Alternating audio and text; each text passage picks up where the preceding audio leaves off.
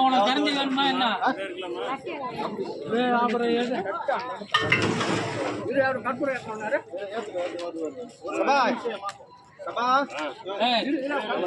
துடுப்பு போட்டு இது பண்ணியா துடுப்பு போட்டு விடுயா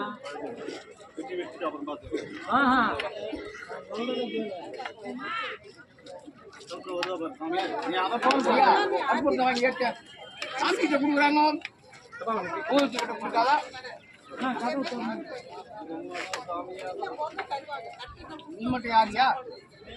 போட்டு சொன்னார வாங்க ஐயா அப்படி வந்து வாங்கிட்டு கோவப்பட்டாங்க எல்லாம் சாமி தான்